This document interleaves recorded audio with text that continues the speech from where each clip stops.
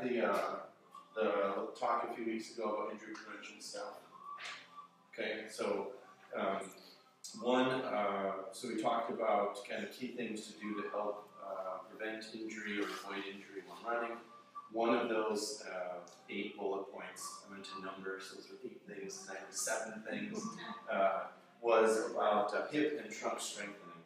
And just kind of touched on it a little bit, and then tonight we'll try to kind of really unfold that and go through more details of hip and trunk strengthening.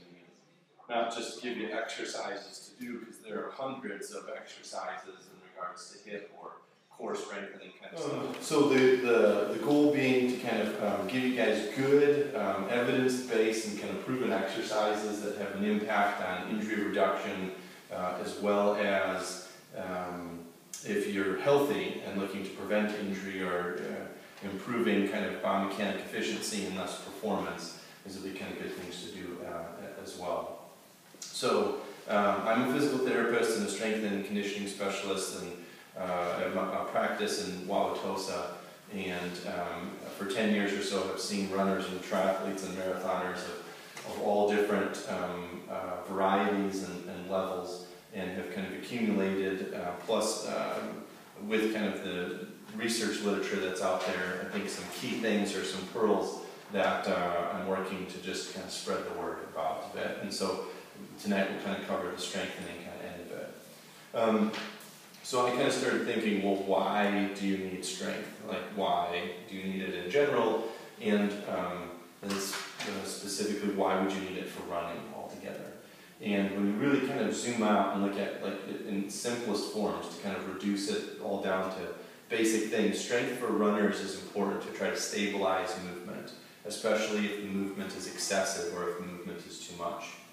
And that movement will happen in a few different planes of movement, and it happens when one foot's on the ground. So running, by definition, is a one-leg activity. So if you really want to strengthen your hips or your core or other things pertaining to running, you probably want to do it on one leg. That's when you're going to have to use it altogether. Outside of just the pure strength of it all, you involve a lot more neurologic kind of mechanisms and balance systems and all these other things in 2 exercises when you're on one leg versus 2 legs. And the perfect example is a single leg squat versus a 2-leg squat. So if you're a runner and you've got a limited amount of time, which everybody does, and you want to cut to the meat and get rid of the fat and strengthen your legs, I would choose a single leg exercise versus a double leg exercise all the time, because that's what happens when you run. That's when you need to be strong. So let's work on shoring up the system specific to the activity that you're going through. If you're playing volleyball, it's different, right? The demands, the activities are much different altogether. So when you think about running or standing even on one leg, I always thought of like a building on 2 long stilts, right? Your torso is like the building, the stilts are essentially your legs. So when you have this building and it's on 2 stilts and you get rid of one of those stilts, the whole building is going to tip over, right? When we run or when you stand on one leg, you don't tip over because your hip muscles and your core muscles contract to hold you upright. When you land while you're running, you'll hit the ground 3 to 8 times your body weight's worth of force. So that's a lot of force that's getting you to move in this position. And we can identify some of these things on video that give me an insight as to this runner's hips could be stronger. And so one of the things we'll look at, if you look at the top, the left picture on the sheet, is the runner on the left. Drew kind of a line that kind of slopes from the crest of the pelvis, and you can see that that line slopes down more compared to the runner that's split screen on the right. And so again, if you think about the building on 2 stilts idea, and you land on one leg when you run, if this hip is a little bit weak and this side of the trunk's a little bit weak, it's going to let the pelvis drop just a little bit. So the big things I look at in video assessments is if there's even symptoms on, let's say, my center, their right standing leg, I'll look to see if their left pelvis is dropping. And again, we can identify that and draw a line over it, show it to the patient, all that kind of stuff. When you look at the knees, so drew a circle kind of by the knees there, you'll see that in conjunction with the left pelvis dropping, the knees start to get closer together. as compared to the runner split screen on the right side, there's more space. You can see a little daylight between your knees. And so those are the things that, for me, I look at and say, well, this could indicate some hip weakness. Now we got to bundle that into the story, into everything else to say, well, should hip strengthening help this person with their injury or prevent them from getting one altogether? So that's kind of one plane of movement where you see that kind of the strength impairment kind of come into play. So the other one is a rotational kind of plane. So when I stand on one leg, if you kind of mimic what happens when you run, if my hip is weak, and not just my core in general, because everybody's core could be a little bit stronger, but if my hip and some of the core muscles aren't strong enough to hold my pelvis level, and they drop down a little bit, my knee starts to go inward, and those are the two things you see on the picture there. The third thing outside of the knee just going inwards is your whole leg starts to steer and roll inward a little bit. And so if I take off my shoe and you look at that happen, at what happens to my foot. So this is the nice stable position. So kind of the arch height is, I'm just going to keep this down for balance. Arch height is kind of maintained. As I roll my knee inward, everything starts to flatten, right? So my arch flattens, the foot rolls inward, and you get into an overpronation scenario. So overpronation is essentially the devil for all runners, because overpronation is too much of this rolling inward movement, and that will create any injury that's out there that runners can get. So your hips not only keep your pelvis level, they not only prevent your knee from falling inward, but they prevent your whole leg from rolling inward all at the same time. And so this research started to come out of a guy in California 10 years or so ago, and finally, like almost a decade later, will it hit more publications, more general information that runners have access to in articles or on Facebook somewhere or in magazines or all that kind of stuff. And there's this kind of this trend about hip strengthening, and the trends usually come and go. But I mean, this is has been something that's been in place for a decade, and will continue to be a key fundamental concept for runners altogether. So when we think about the problems of weak hips and kind of try to explain why they're problems and what they do to cause those issues, it's fundamental information for you to apply to a strength program. So when you're standing on one leg and you're looking in the mirror at the gym or whatever else, you can look at yourself and look at your pelvis and see if it's level or if it's dropped. If you're doing your arm exercises on one leg, which I would highly encourage you to do, if you're a runner and you want to build up better balance and functional strength with your whole core hip unit, think about your pelvis being level. Think about some space between your knees. Don't let this knee kind of creep over, and don't let your leg turn inward altogether. And we'll feel that as we practice some of the other stuff that we'll go through.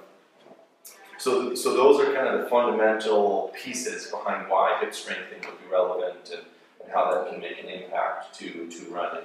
The hardest part about strengthening for running is, again, the forces at hand. So 3 to 8 times your body weight's worth of force flying down through one leg through one repetition, let alone thousands of repetitions over just a run. So if you weigh 150 pounds, you got 450 pounds worth of force that your body's got to disperse somehow, again, thousands of times in just one run. So add up the total reps over a 5K training program or over a half marathon or marathon program, and you need to be really, really strong to handle that. The hips and the core, in addition to controlling these movements, help limit the forces that go through all of our joints. So you can have hip weakness that, again, causes your pelvis to drop down, and every repetition, your lower spine ends up kind of having to curve a little bit more than usual because the pelvis is dropped. And you don't run like this, right? You kind of right your spine somewhere so your head is straight, and now you've got this extra angle in the spine. And if you look at those runners and you look at the backs, you can kind of see in their clothes a little bit that one of the sides will kind of, their clothes will wrinkle a little bit more, and the other side can be a little bit stretched. Those kind of give you an idea of forces that are going to the spine. So if you're not strong enough somewhere, you're going to get extra movement occurring somewhere in your body. And that extra movement just continues to elevate forces. Those forces are applied over lots and lots of repetitions, and again, sooner or later tissues reach a breaking point, where the level of stress and strain exceeds the ability to heal and repair, and you are injured. Through strengthening, if weakness is a problem for you, we can reduce the level of stress that's being applied, we can control the forces, we can limit the movement, and now our forces or strain is less than the tissue's ability to heal and repair, and you don't hurt anymore, it feels better. So as that would pertain to a knee injury, if your knee injury is due to a kneecap problem, like patellofemoral pain syndrome, which just means kneecap pain, if you have a knee problem and we can assess via video or watching you run or having you do some squats or things like that, that your knee rolls inward, the force to the kneecap joint is just excessive because the kneecap is being compressed against the thigh bone and the thigh bone is rolling under the kneecap and you get too much pressure. That pressure continues to build and finally your knee hurts. So you can reduce the forces and the movements of having your knee roll inward and controlling it by activating your glutes, righting that ship, keeping that knee in a better position.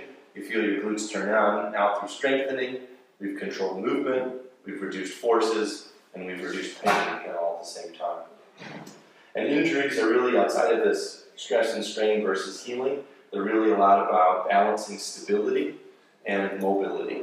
So if someone's got too much mobility, they're hypermobile, something's moving too much, you need to bring in some stability. You need some strength or some neuromuscular control. If you've got someone who's immobile or hypomobile, they're not moving enough, strengthening really doesn't do too much. You need to bring in mobility exercises that allow them to move better and move a little bit more. And the tricky part for me to figure out is sometimes immobility is the cause, but that's buried. And on the surface is extra mobility, hypermobility, being caused by something that's not moving well enough. And that's what causes the pain. So perfect, and that's more complicated, and I teach a course to other PTs about this stuff. And the simple example is your hips and your back are too stiff, and you can't arch this way, kind of like as you would in your stride. And so as a result of being too stiff through the core, you end up moving more at the foot or at the leg. Your foot turns out, your knee now rolls in, and that's all happening because your hip didn't give you that mobility. So that's an example of, again, one thing kind of causing the other and all. So we'll think about the level pelvis kind of idea, and think about not letting the leg roll inward as we go through all of these other kind of things that we'll go through. So the single leg squat is really simple.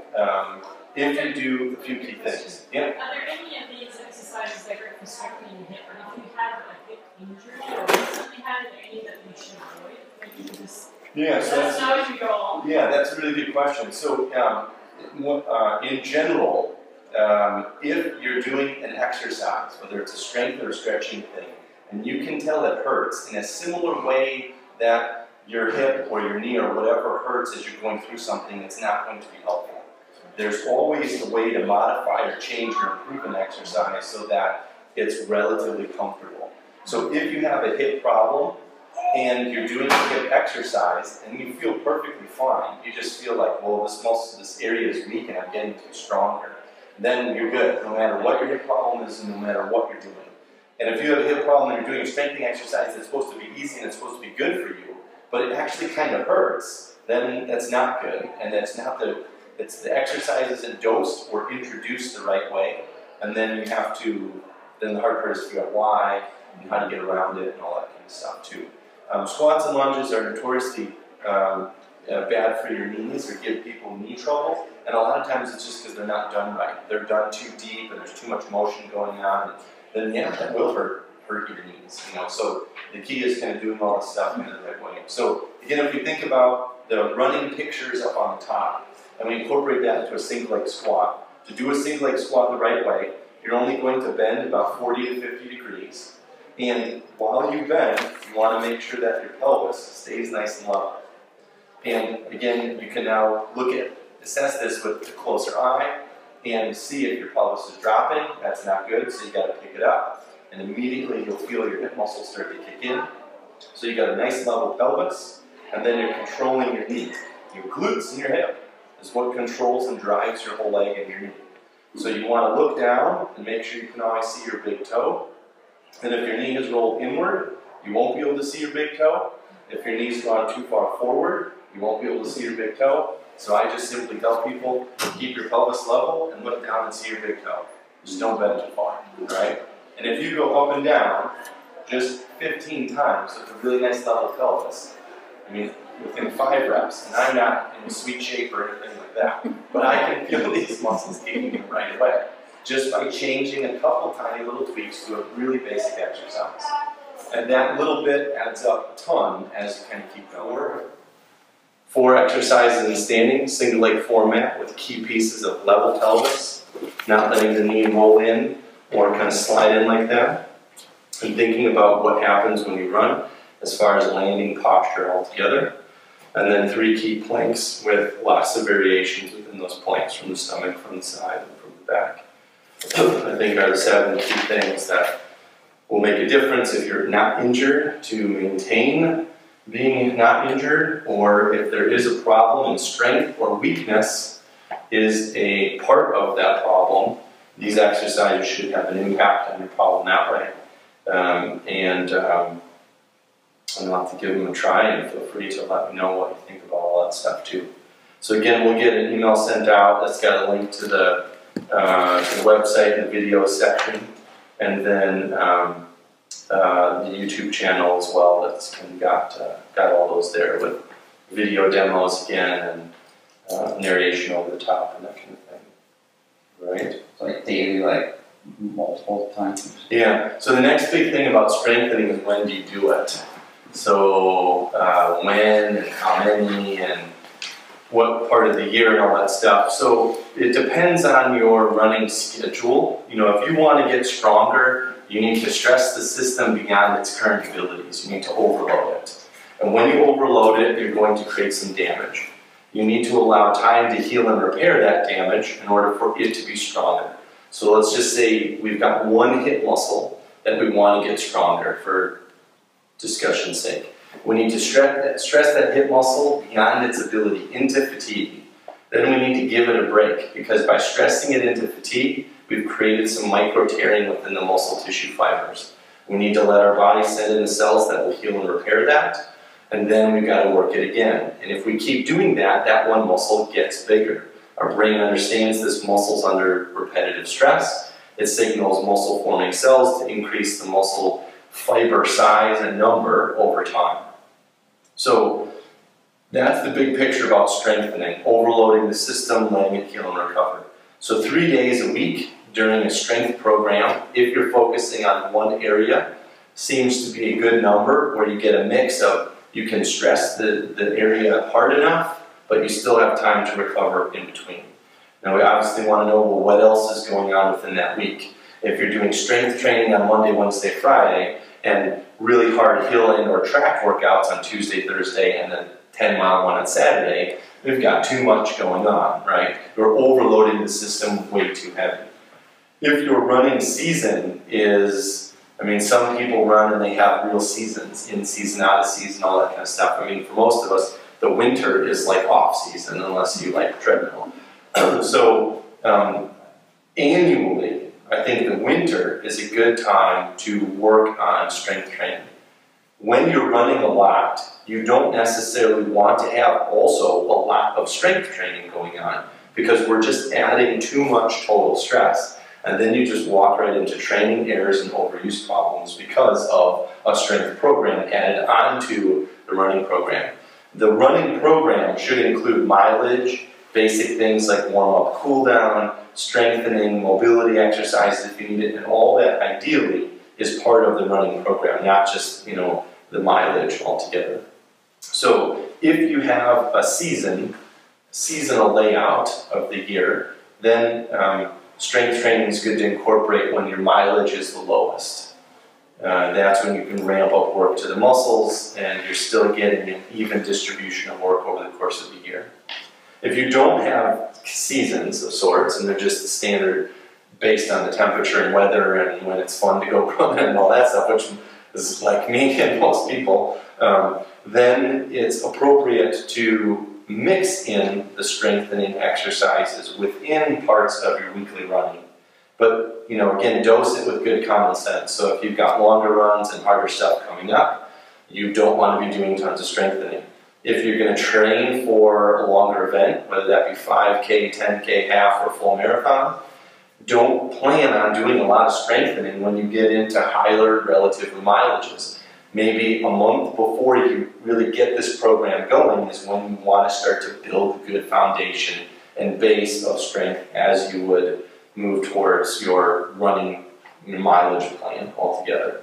But a lot of people get stuck getting overworked, then they add more strengthening, and then they've got to run a lot all at the same time. I mean, for whatever reason in the world of physical therapy, which is my career world, there's this generic assumption that if you're injured, it's because of weakness, so we're going to give you strengthening exercises. And I've just seen it over and over and over with patients coming to me after they've already been to physical therapy saying, well, my shoulder's worse because I was doing all these exercises, so I stopped doing the exercises. And I'll say, high five, good, because you shouldn't be doing stuff that makes you hurt. And it'll be runner stuff too, is, well, my knee hurts because my hip's weak, so I've been doing all this hip strengthening, but every time I squat, my knee hurts. Well, it's not the time for strengthening. You know, you got to improve maybe the mobility or kind of the structure or the training areas. You're going to get through key stuff, and then layer the strengthening onto healthier muscle tissue when the system can handle it. And now we're keeping everything in kind of a better balance altogether. So that's a really long answer to a question. Like, we do it. The same thing with numbers too. Again, big picture with how many sets, how many reps. So, well, what else are you going on? What's going on for the week? What time are you going to bed tonight? What are you doing tomorrow? Well, the big picture is overload the system and let it recover, and that will induce a change. Presumably, if you've got very limited time, as I do, you want to do these to maintain quality, you do that first and then go for a gentle run afterwards, or would you not put them together at the same? Yeah, if I were to establish a generic rule, I would probably say do the strength plan on a non-running day. Right. It depends on how easy the run is for you. You know, if you did 15 minutes of strength exercise and that was really difficult, and you can clip off 4 or 5 miles no problem, then it's perfectly fine for that runner to do a hard 20 minutes of strengthening and then go for a 3-mile run at an easy pace. So for that person, it could be fine. For the next person who's training for a 5K, they may just blow up a whole bunch of problems if they do that kind of in combo. So as a general rule, I would say do them on different days. You know, if you have a non-running exercise day, which is always good, or 2 of those to have, or you're cycling or swimming or whatever else, it's good to add that stuff onto those exercises too. There's tons of different ways you can kind of mix and match that stuff as well. And I don't think there's a formula necessarily.